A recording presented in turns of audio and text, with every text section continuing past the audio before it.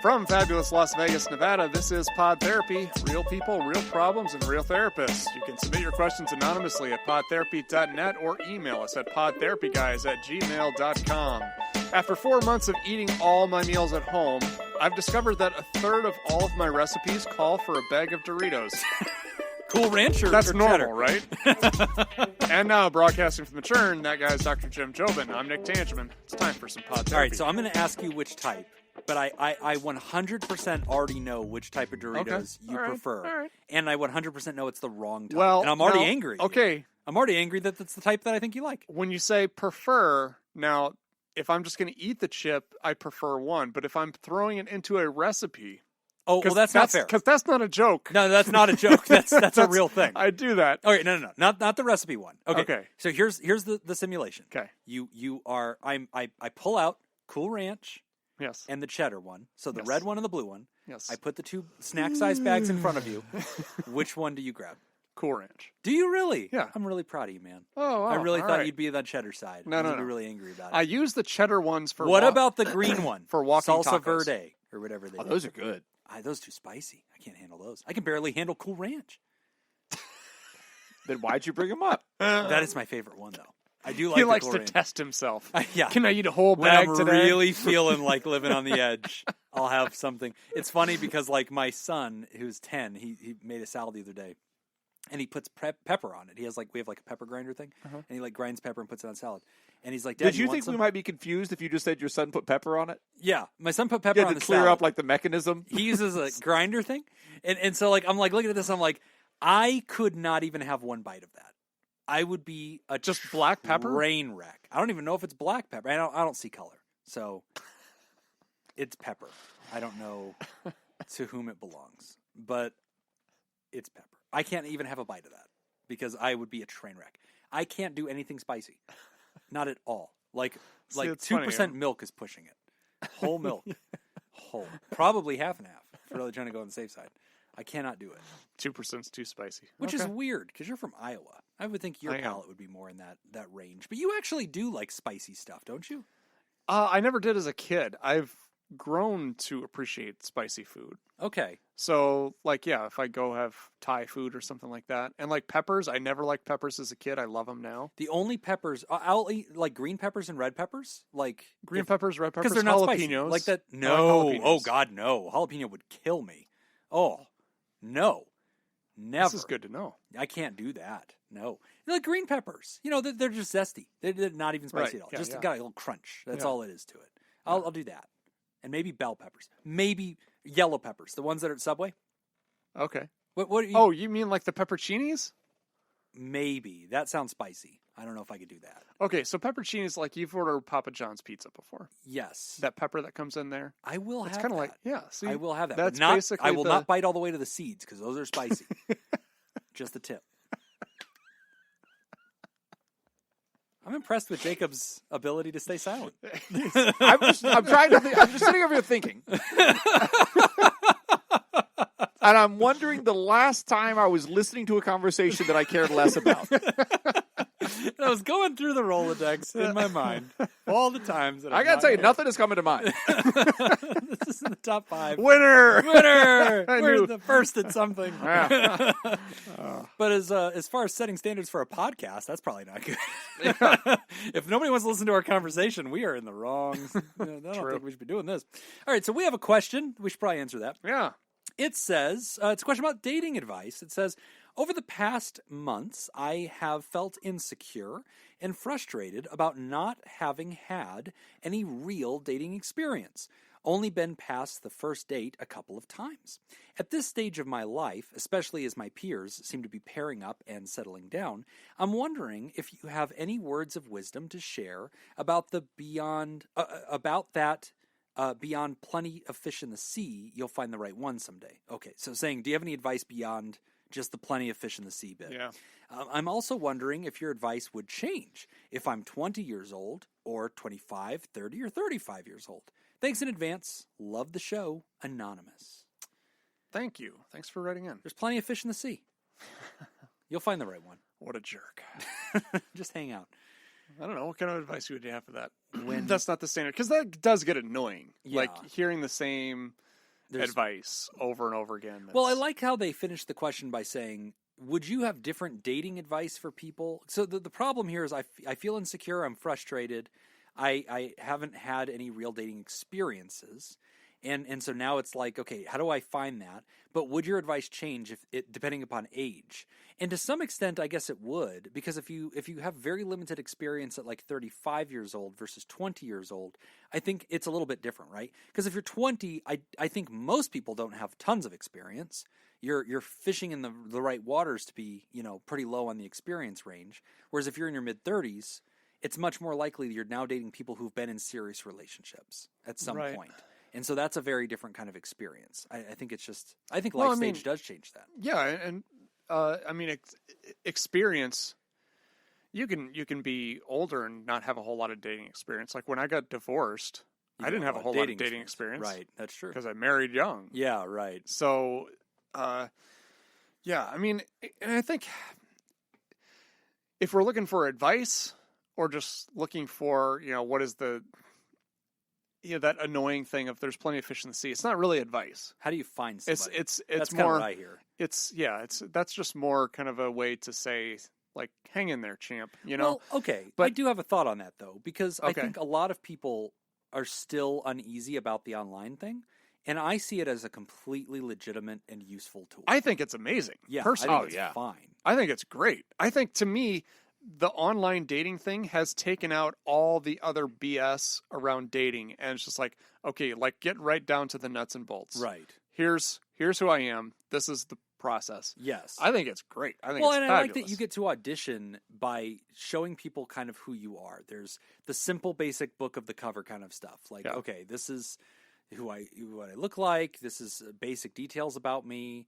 And I'm here to date. So I think it's a great way to start conversations. And I've seen some really good data that says we're now in a phase where like a high percentage of new relationships are formed online. Absolutely. But I think it's also really tricky for a lot of people too, because it's hard to translate that into real dating experience. Like, it's too much like shopping. And I think that's difficult because like you're just swiping, and like there's that Amazon experience where it's just like you can, be barely interested and then ghost people or whatever. And so I think that I hear a lot of that where people are like really frustrated. So I think that sucks. There's definitely some nuanced problems that have come about, I think, because of that. The ghosting being one of them. All right. Right. But overall, I think the process is still the same. You just arrive there at a different way. Right. Yeah. So you still go on dates with people. It's just you have this screening process in the beginning. Yeah. Where it's a numbers game. Right. It's strictly a numbers game. If you go to a bar and you're trying to meet people, or you go to some kind of social event, you're not going to be able to introduce yourself to all these people. Like you, in 1 hour of being there, you might talk to 2 different people, and that's it. Whereas on online dating, you've got everybody's information right there. Yeah. In an hour, you can weed out like, oh, these people I find really interesting. These people I'm not so interested in. Right. And I think that's kind of my feedback to the writer is I think it's all about a numbers game. Okay. I think it's all about volume. Like there's plenty of fish? No. But it's different than that. And then you find the My right feedback one? is better than that. Okay, keep going. I feel like you're going to get there. The reason why. That's fine. Yeah. It's a numbers game. It's not There's because there's a lot of other It's not because there's more women out there. Don't worry about it. I'm saying the writer also could have been a woman talking about dating men. True. The experience could. I lost track of what I was going to say. Plenty of fish. I wasn't saying plenty of fish. Pretty much you're saying. But that is a good dating app. No, it's a numbers game, right? So the experience has got to come. Okay. And anybody new at dating, like, you're going to suck at it, just like you do at anything else that's brand new. Yeah. When I first started dating after I got divorced, it was terrible. Like, I've got some terrible stories, from dating. Okay. But there was one I was actually going to write into ICS, but I didn't. So far, it's a great story. Okay. Maybe after the show, I'll give it. I need to go back and listen to the ICSs that deal with my Jock versus Nerd submissions. I still haven't gone back and found those. You're new at it, so it's going to be terrible, right? But it's just you have to continue doing it, And with online dating, you're going to be able to meet a lot more people. The more you date, the more comfortable it's going to feel, the more you're going to be able to just be yourself. And I think that's when you'll have more success. I think it's hard to have success early on in dating because you're trying so hard to try to impress the other person. Yeah. You're trying so hard to try to figure out, like, well, what do I say? What don't I say? Trying to figure out all the social norms and all of that. And it's like your focus is so much on all of this other stuff that you kind of just forget to be yourself. I think after a while, it becomes second nature. You get better at it. And then you don't have to focus on that stuff so much. It's kind of like, it's like golf. Okay? Oh, I feel in the so sense bad that for Laura. when you play really well. Yeah, hit him with a club. When you're playing really well, you're not thinking. Okay. Right? Like there's this approach that you take in golf where you plan out your shot ahead of time when you're looking down the fairway. And that's when you're asking yourself questions like, what do I want this shot to look like? Where do I want this to land? But then once you step up there, you step into the performance box. Okay. And the performance box, there's no thinking aloud. Okay? You just have to clear your mind. And you don't think about anything. It's just muscle memory. Okay. And that's when you perform really well. Because what happens is your brain gets in the way and it prevents you from actually performing the behavior that you know how to do. You know what? It's good metaphor. Thank you. Yeah, good metaphor. I'm giving that one a thumbs up. Okay. It's You just got it. dating is kind of the same way where your thoughts get in the way. And if Right. once you get to that point where you're no longer thinking and it's muscle memory, you just get to that point, that's when you have success. That's my opinion. I have yet another metaphor that will be less effective. I wish we had more time for it. Yeah, next question. I think dating is like buying a house. And here's my example with that. Whenever you first go out and try to buy a house, the realtor, if you have a good one, they'll tell you, we're just going to go look at a lot of houses. And you're not going to bid on any of them. We're just going to go look at them. And what they're trying to do is get you a feel for like what the cost of that house is and what's normal in the market, how they tend to, are set up. And like you have to accommodate, like if you last bought a house 10 years ago and then you go out today, you're going to be very startled by what the market has. This sounds a lot like going out and getting a prostitute. So hold on. This has a wrap up. That's a good point. I mean, I'm fine with that. I'm I'm just saying, this sounds like shopping for a prostitute so far. I'm saying that you have to acclimatize yourself to the house. And so going on a lot of dates, Or if you're get a prostitute. If your goal is to go on a lot of dates, my advice, Ryder, is that you should just go on dates. And That's what I said. Yeah, but mine is a house. Just don't overthink it and think you're going to get married. Just go on dates because that's progress. Just going and showing up is progress. And in the One thing we've talked about on Ice Cream box. Social, I'm just going to interrupt Jim and squash whatever he's saying. Houses. Got to look at the market. Is go on dates, do things that you want to do anyway. Yeah. Oh, that's good advice. Yeah. Oh, that's probably smart. Yeah. So if you want to go see a movie, ask your potential date to say, "Hey, I'm going to go see this movie. I'd love it if you came with me." That would be nice. But go do an activity that you're going to enjoy the activity. I was going to go to dinner and order 2 dinners anyway. Right. Would you like to share? I feel like we just got life coached. That was pretty good. That was I feel like that was a better answer. Do than an either of activity that you want to do Yeah. regardless. As far as meeting people goes, yeah, you gotta meet people. Online is, I think, a great way. I remember my first friend that met their eventual spouse online. I remember when that happened.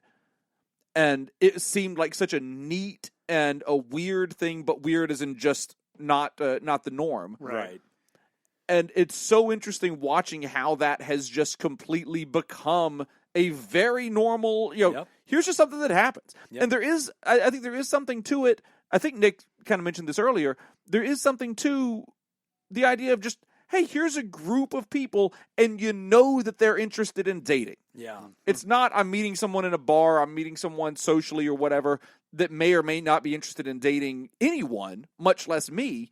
It's here's a group of people that wants to date people. Right. Mm-hmm. Yeah, they're already there. That's a nice pool to pull from because at the very least, if they don't want to date you, you know that it's because you guys just didn't match up. It's a sizable body of water for aquatic wildlife Go on. to be living in. I'm just saying. And there's a multiplicity of this aquatic wildlife that's in that body of water. It's like I always say, there's a lot of frogs in the pond. That's what we're trying to say. There you go. Yeah, and we don't want to minimize it. Right. But there's a lot of frogs in the pond. Well, you've just received 3 great pieces of advice, so you're set. And make sure you You're probably check married out, by now. Yeah. Don't forget your loan options with the first time homeowners because they usually get a really good loan if it's first time house buying. And you need to know what you can afford. Yeah, and you always want to double check on that. And remember though, don't be afraid to buy that house because there's really a tax shelter. And you know what? Sex work is work. But what? feel like you're imbuing a whole extra meaning that I'm not trying to go with. But You're the one talking about buying things. I mean, houses. The houses are. Take out a loan to get them. We're going to take a quick break, and when we get back, we're going to Get a discuss loan, get a sex worker. preventing PTSD. You're listening to Pod Therapy. This week's THERAPRODUCER sponsor is Smitty Scoop. Smitty! The first trivia question in honor of Smitty Scoop today is: the former Las Vegas casino occupied in the space is... Okay, I totally mistyped this out. This is the former Las Vegas casino that used to occupy this space, now occupied by the Bellagio, is what I was trying to say. Frontier.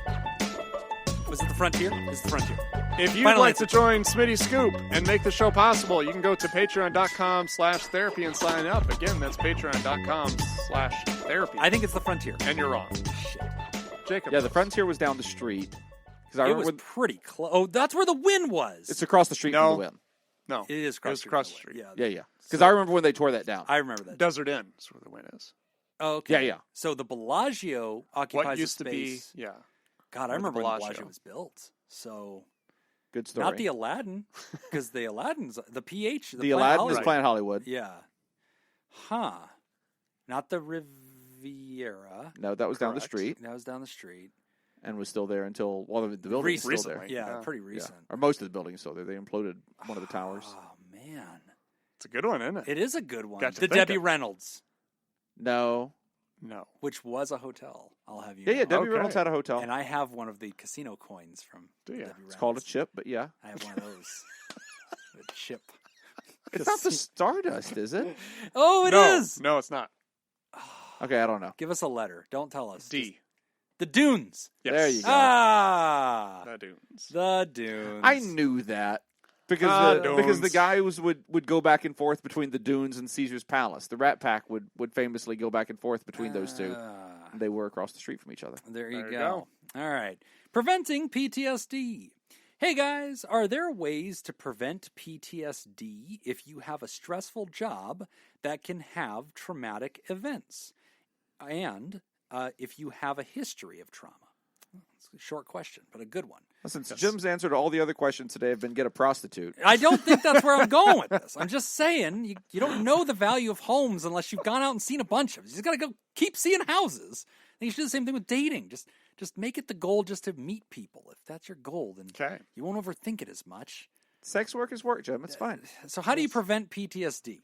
Did you know that soldiers in the Army, Special Forces soldiers, but they also have shoulders, Special Forces soldiers are actually less likely to end up with PTSD, despite being put in much more difficult and often more dangerous and more distressing situations.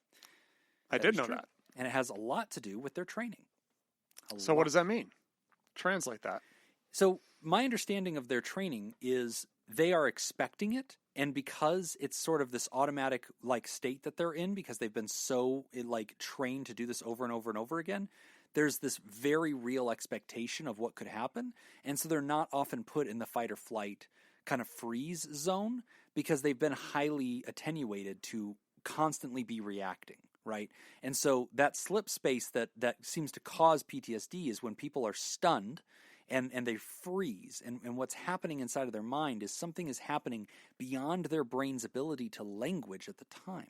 Whereas Special Forces soldiers are very much in a high frame rate when they're going into those situations. It's not happening to them. They're happening to the situation. Mm-hmm. And so it's very different for them. So I think you can prevent PTSD with Well, proper here's training. Join the Special Forces, writer, and you should be fine. here's the thing. I would hesitate to say preventing it. Okay. Okay, because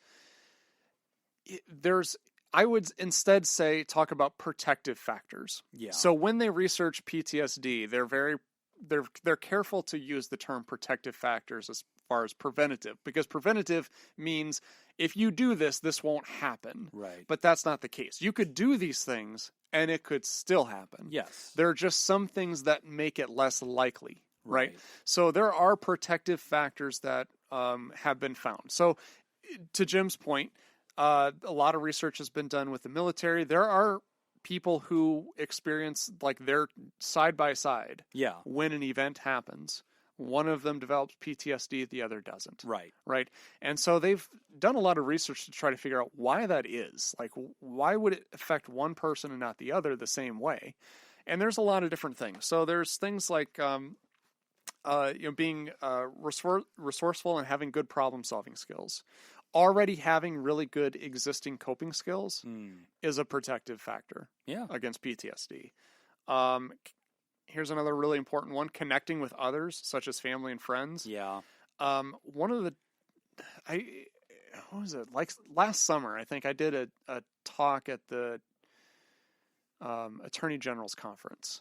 Mm-hmm. And what I was doing, I was presenting information on like acute stress, but like traumatic events, specifically for attorneys. So prosecuting attorneys have to look at a lot of crime scene photos and stuff like that. And there's an accumulative effect that happens when you see a lot of this stuff that kind of builds up. And one of the things that I talked about in that training was how useful it is to use debriefing. And debriefing is one of the biggest, most powerful protective measures that you can do for avoiding PTSD. Because otherwise your underwear gets wet when you shower. Yeah, I was going to say I debox her. Right. Yeah. Exactly. I'm glad you guys are on board. Yeah, no, we get it. Yeah. I just think that, you totally get it. Yeah, no. Yeah, I'm it's picking obvious, up what you're throwing It's down. obvious that you get it. 100%. Yeah, 100%. I totally get No, it. this is for the listener. Oh, yeah. So you guys don't worry about That's this. fine, I'm just talking with the listener. I'm going to here. check Twitter. Go ahead. Yeah. So yeah, debriefing. If you are able to, now you can't even say it. I can't. When a stressful event happens, so our writer's talking about, okay, I've got this job, traumatic events happen, I'm really worried about developing PTSD. What are some things that I can do? One of the best things that you can do is debrief with your coworkers as soon as possible. Yes. If you're able to do it the same day, that is the best time to do it. The longer you delay in debriefing, the less effective, the more ineffective. The longer you'll be closed. More ineffective. That's what you're trying to say. The debriefing will be. Yeah. Okay. So the do proximity and in time. Yes. Do it very soon. Well, this is actually what happened after the October 1 shooting, here in Las Vegas. And this was the reason why therapists were asked by Metro to go to, the scenes of where these things had happened the next day and to meet with employees and tourists and people that have gone through that. Tourists. How did I say it? Tourists. Taurus. What are you saying? Tourist. Nobody says it like that. Jacob, how do you say that word? I stopped listening like 10 minutes ago. Nobody says tourists. Nobody's saying that. That's ridiculous. Okay. All right, go on. Tourists. You're saying you really say tourists. Tourist. Say it again. Tourist. You're trying way too hard. You are putting a lot of syllables. There's a lot of action in the first half of that word. There's just too much happening right there. Okay, go on. Anyway, I'm sorry. Taurus. I'm sorry for bringing it up. It's basically a Ford Taurus. That's the word I'm going for. Thank you. And that's a Taurus. So the people that visit our town are called Taurus. That's the word. What was the question? PTSD. Debrief.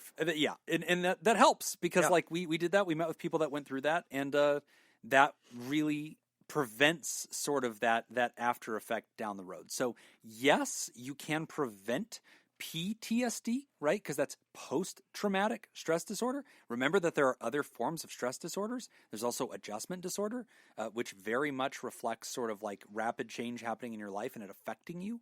And that's okay. But debrief, I think, is the best way to do it. The Special Forces also does that exhaustively.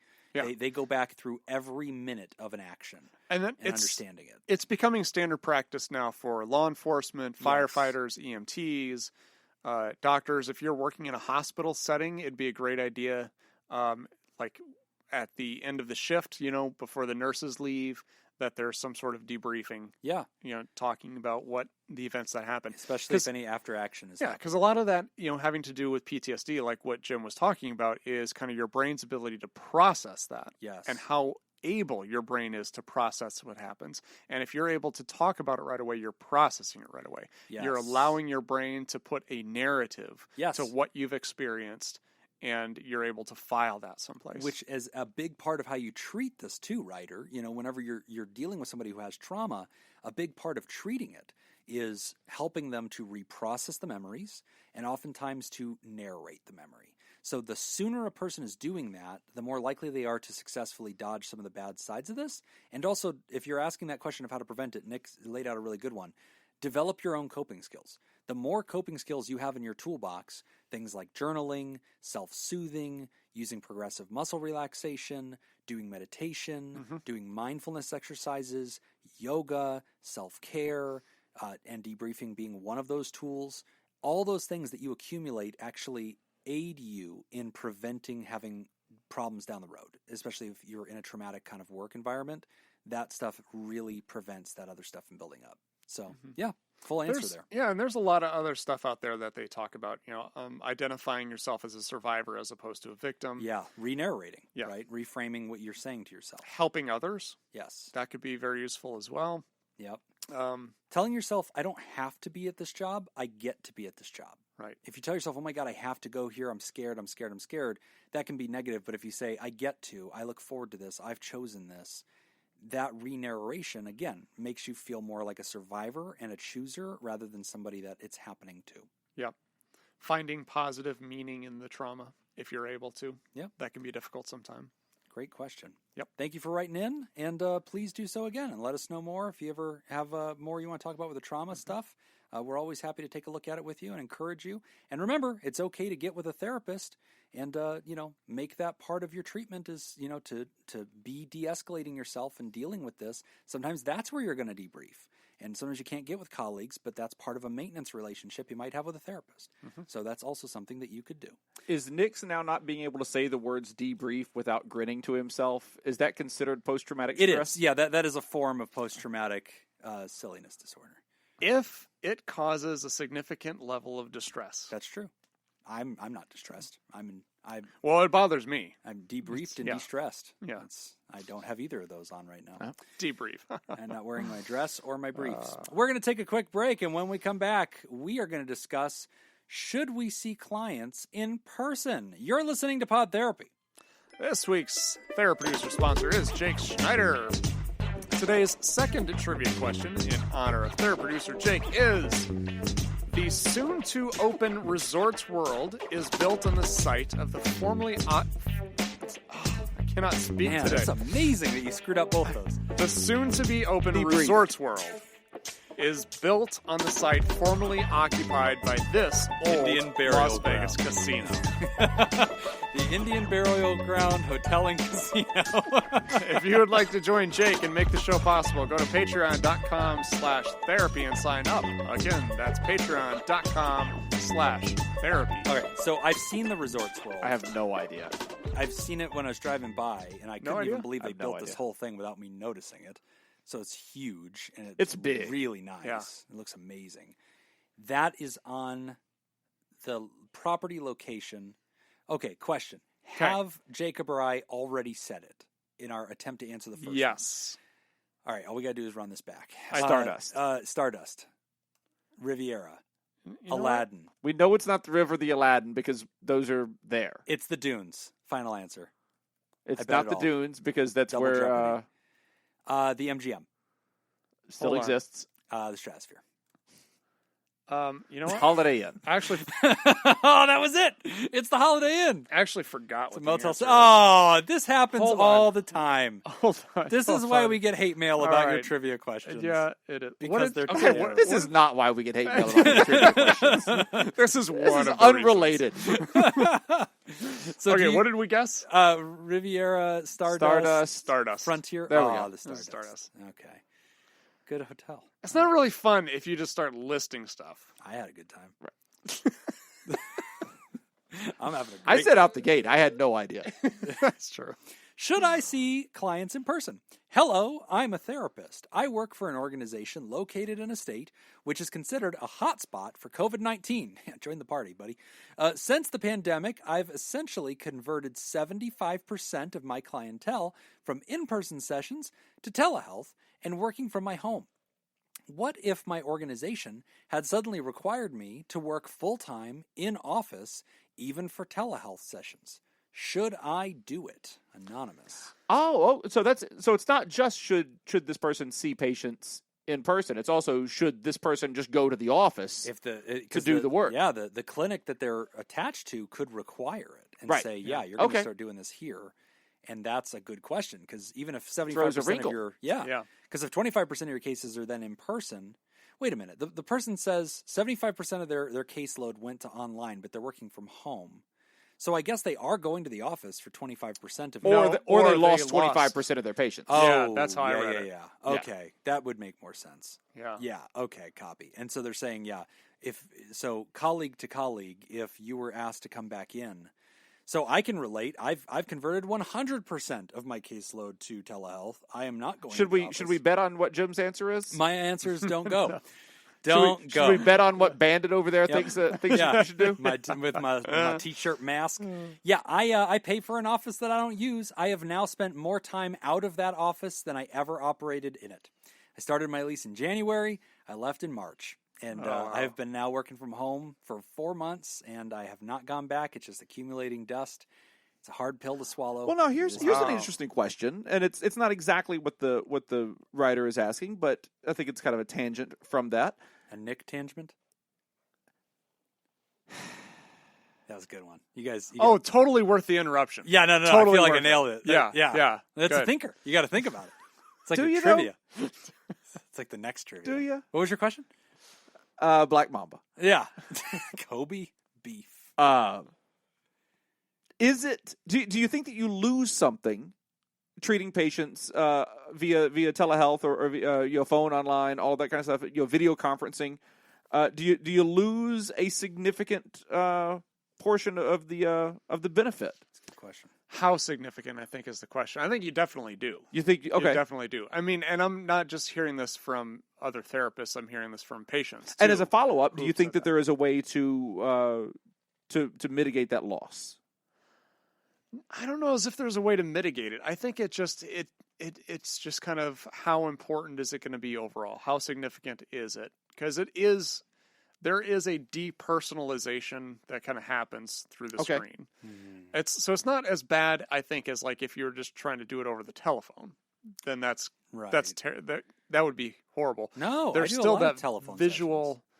What? Yeah, just over the phone. Yes, if Zoom's not working. Oh well, yeah. Well, then if that's all you have, then that's what you got to do. Yeah. But I mean, at least with Zoom or whatever platform you're using, you can see somebody. Yeah. I think that's definitely possible.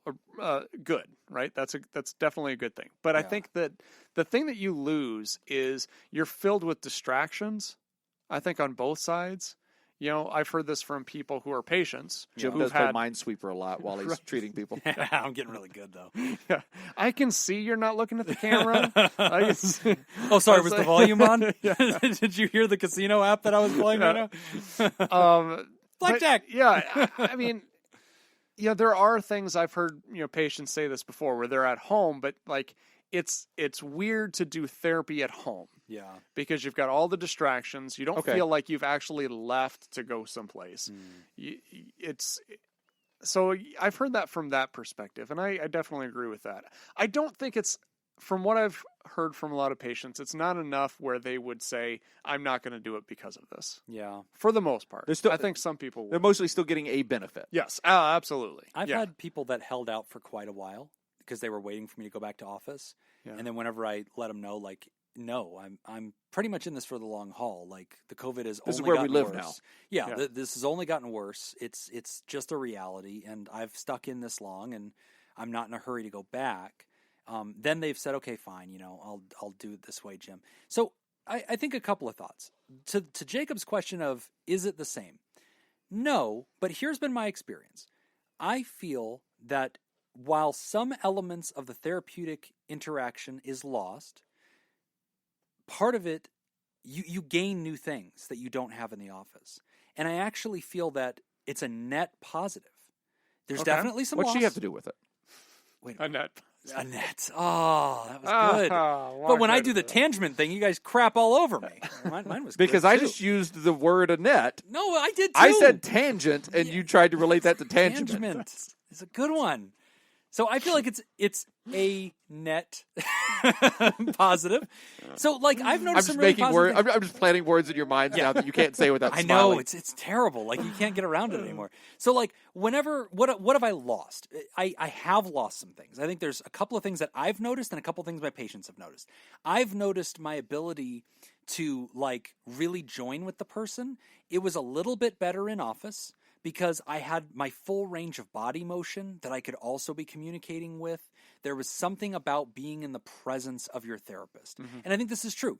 Healthcare is a sector of the economy that entirely sells a human being. That's what they do. You don't buy a widget from healthcare. You buy time and experience and expertise with this human.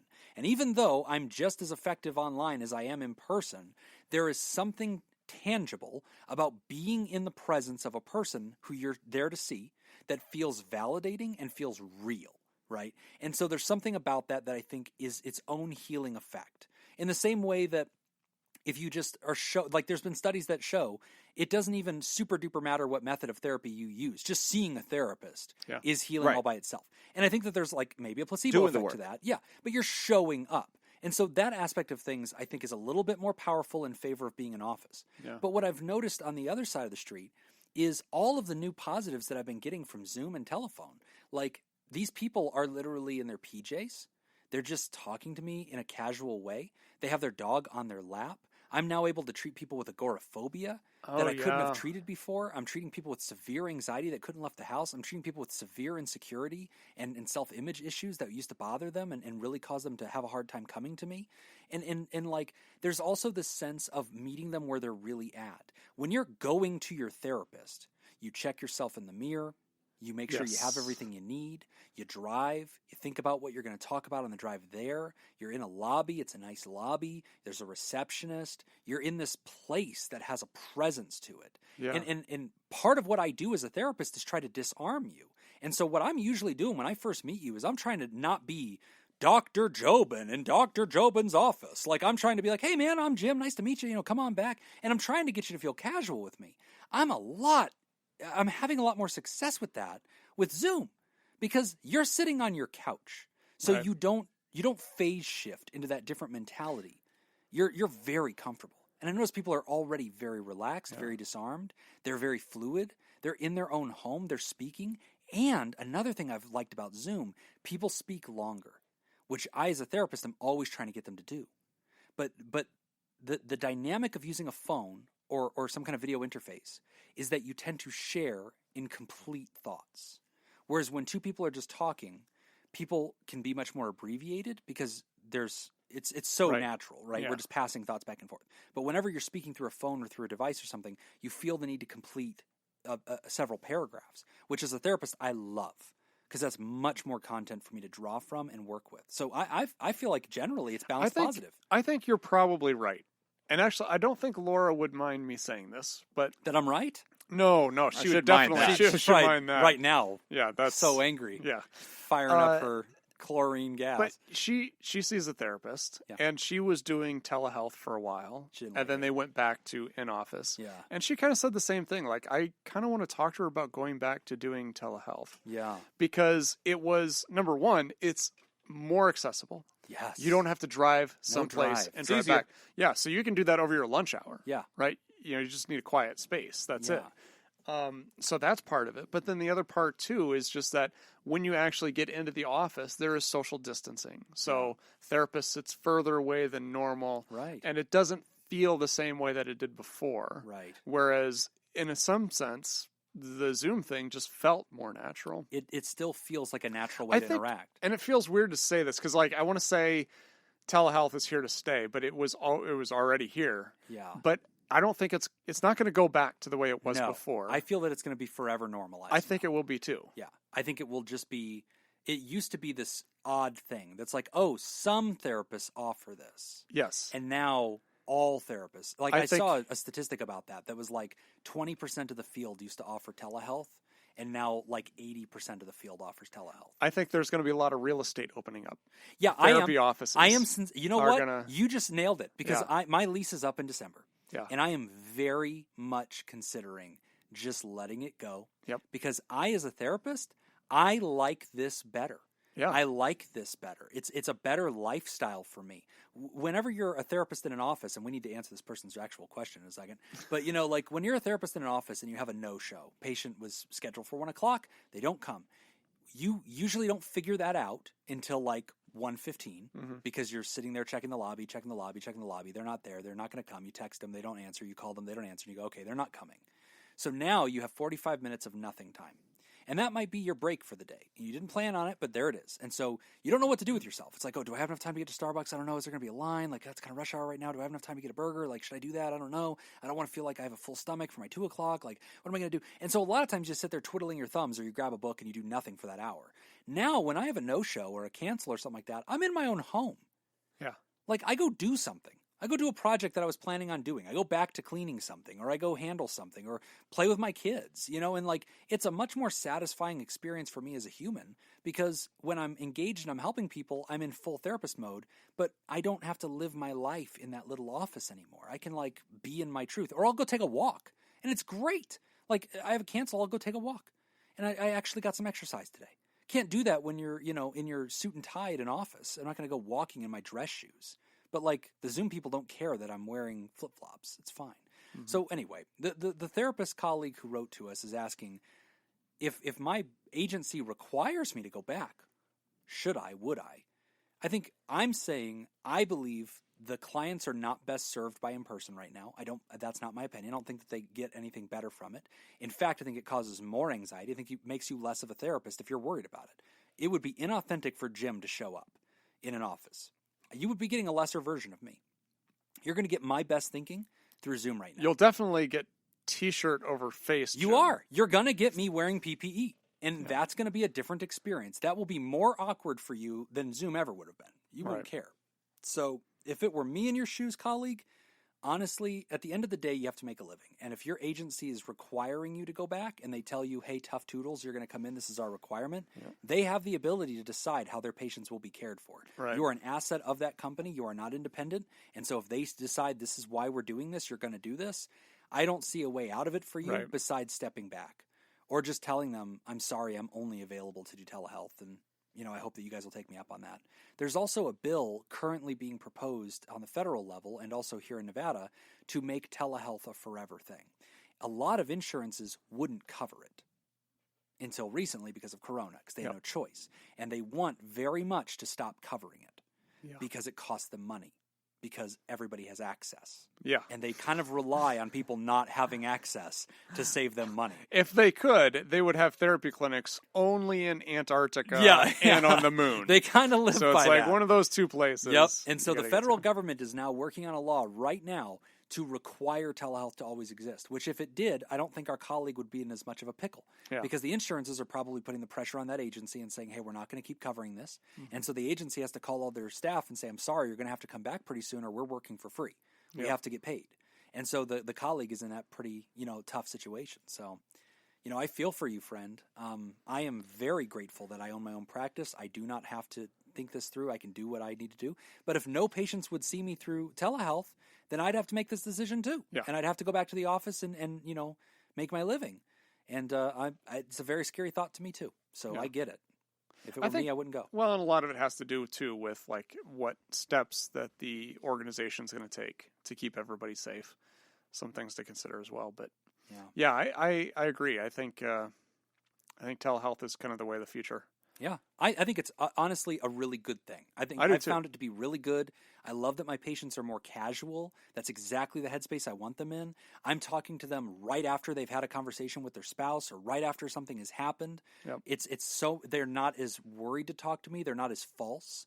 Like getting your people to be authentic with you is a challenge in the beginning because it's just like going to the dentist. Everybody brushes really hard and flosses before they go to the dentist. Yeah. The dentist kind of wants to see the real deal so they can actually treat you, right? Same thing with a therapist. And I like that people are just being completely authentic and real through Zoom. I mean, sometimes too real, to be honest. You know, I've had a patient reach over and grab a beer, like while they're talking to me. And I've kind of had to have this internal dialogue with myself of like, okay, what do I want to do to this, right? Because I would draw that boundary if you walked into my clinic and sat down on my couch and popped a beer. Rude.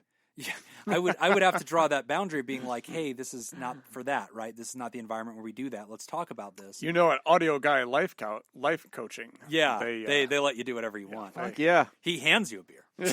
And you walk in. Get you a cold one. I don't let fridge. you continue without a beer. Sir, I'm going to need you to sign this informed consent and go ahead and pop open that brewski. I'll allow you to shotgun it. You have a car key, sharp point on it. Handle your business. But yeah, that's been an interesting thing because I've seen that and gone, okay, well, all right, you know this. But that's useful information. It's great data. I look at it as data. Data. Like, wow. Have you had anyone try to bring someone else into the telehealth session? Happens all the time. Yeah, which I also really like. Because a lot of times they're talking about people in my office, but now they're in the other room, and they'll be like, well... So, here's my spouse. Yes, and they'll be like, you know what? Come over here. Yeah, Bob and I were just... You know what? Hold on. Bob, are you willing to talk to Jim? And they're like, yeah, sure. Because it's just on their phone or their tablet. Right. And so the spouse will just come in and be like, hey, I don't want to take over the whole session, but sure, I'll jump in really quick. And yeah, they did have an anxiety attack. Here's what I saw. And I'm just like, this is fantastic. Like, I am getting so much access to data right now. Yeah. And also, last point on why I'm a huge fan of telehealth. Honestly, I feel like I'm doing the best work I've ever done in my career. Oh. And I really mean that. Not just because of the new dynamics. For you is a low bar. But very low bar. Yeah, I'm finally doing something. He was saying it relatively. Yeah, relatively best work speaking. in his career. I feel like I'm doing the best work I've ever done in my career. I can see that. Here's one of the reasons why. We spend years accumulating resources. We have so many worksheets and things that we've built, and you have them all in your computer. But when you're doing a therapy session, you never have your computer. Yeah. They're on the couch, you're on the chair. You're not going to stop what you're doing, go to your computer, turn it on, get everything fired up, and email them something or print something for them. Unless you already have it pre-printed and in a file, you always make a note to yourself, I'm going to email you that I want you to do this. Yeah. But after you've seen 10 patients in a row and it's nighttime and you're doing your billing and everything, you don't necessarily go back and remember to do that. Or if you do, it's just not as powerful. I love that while I am talking to people, they'll be like, you know, I'll say, hey, I want you to do this trauma timeline for me. And while I'm explaining it to them, in a separate window, I can still totally see them, but in a separate window, I am opening up their email. I am putting the file in there. Yeah. I am typing the instructions. I am hitting send. Yeah. They are getting that from me while we are talking. Yeah, it is fantastic. Yeah, that is or you awesome. can use Zoom to screen share. Like, I don't have to have a whiteboard in my office anymore where I can like point to things. Like, no, I can just show you the diagram I'm talking about, and they're looking at it, I'm looking at it, they're learning, I'm being able to share, and then I'm giving them homework right then. You accidentally show them porn? I mean, that doesn't happen a lot, but, you know. Not zero. I said the pros outweigh the cons. The pros outweigh the cons of Zoom, but the there number are of therapists that have accidentally showed their patients pornography is more than zero. Up. Yeah. It's probably gone up in the corona. There is a real number. Yeah. I'm sure that's probably true. Great question, colleague. Good luck to you, and thank you for fighting the good fight. You know, obviously we're with you, and thank you for listening to our show. What a nice compliment. If there are any other therapists out there experiencing this, write in because I'd love to hear your take on telehealth. Do you like it? Yes, no, maybe so. Pros and cons. Yeah. And whether or not you've ever accidentally shown something you shouldn't show. Oh, if you've shown your patient, if you've accidentally shown your patient, don't admit that on the show. Don't call us and tell us that. If you do, always write in anonymously. Anonymous. Well, anonymous or anonymous? How do you say it? Anonymous. Yeah, that's right. Anonymous. We want to thank our Patreons who support the show at patreon.com/therapy. We want to thank all of our THERAPODs as of this date when we are recording, because we are recording this in the past. So we want to thank I Have the Knack, Lauren Izzo and the Hizzo, Carolyn Albert, Angie Ellis, Chelsea Lamb, Felicia Butler, David Sorensen, Ezekiel Lawrence, Todd Canfield, Elliot Lamb, Matthew Nayer, Kenneth Liu, Adam Rabiznik, Jim Hunter, Katie Chiwakowski, James Cole, Kenneth Soto, Okie Scoop, Chelsea Saracen, Scoopy Jess, Scoopiter Ascending, Don Dorr, Scoopatron, Andrew M, Frozen Cusser, Richard Bruins, Joseph Pangrazio, Carrie Terhar, Get Well Soon, Curtis Kiwi Fruit Scoop Hanlon, Heather Psychotic Scoop Crace, Tracy Replogle, aka my mom, Craig Little, Gavin Who kicks Bristow. ass. She does. She is a beast. She will knock you out. Mayweather, anytime, anywhere. Brad Kefauver, Malaya, Hylian Scoop, Scoopaholic, Jeffrey Ackerman, Three Scoops a Lady, Scoopstronaut, Tess Miller, Lori Elsroth, Shayla Bullock, Ian Whitefall, Robert Paulson, Stacy Westerlin, Linda Brandmeier, and Corey Owens. And thank you to our Theradactyls. I like that name. Oh, yeah. Okay, I remember. Slurpikaye, motherfucker. Lindsay Brashara, Mason Miller, Sally Boop Scoop, Tom Morrison, Andrea Anderson, Cindy Ash, Fred Bashara Jr., David Polak, Ice Blue Scoop, Leon Kassab, Kate Keller, Scott Brady, Brian Lehman, and Dan Martin. And we want to thank our bosses. And thank you to anybody who joined in the meantime since we are recording this is in the past. So if all of you guys became joined. Theradactyls and you didn't get your shout out, thank you for supporting us. We want to thank our bosses, the Elite Eight, the mysterious and shrouded Illuminati members of the fan club. We're talking about Smitty Scoop. We're talking about Jake Schneider, Robert Brownie Jr. Mint, Kayla Lansbury, Ellie O'Dare, Judy Schneider, Nathan's Hot Dog Scoop, Dr. Ben Dawn, and ex officio board members Crazy Banana Scoop and Gray Whitaker. If you'd like to hear this episode uncut and unedited and enjoy our spontaneous side projects, go to patreon.com/therapy, and thank you for supporting mental health. That's all the time that we have for this week's session. We want to thank our landlords, the Ice Cream Social Podcast, and thanks to those of you who contributed to our show today. We really appreciate it. Remember, pod therapy isn't something you should keep all to yourself. Share this episode with someone who needs it. Go ahead and open up that episode description in your podcast app. Copy and paste that link we provided into your social media.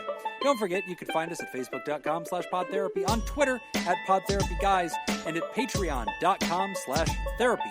You want to submit a question to the show? Ask anonymously at podtherapy.net or email us at podtherapyguys@gmail.com. I'm Nick Tanchman. I'm Taurus Jim. Thanks, and we'll see you for your appointment next week.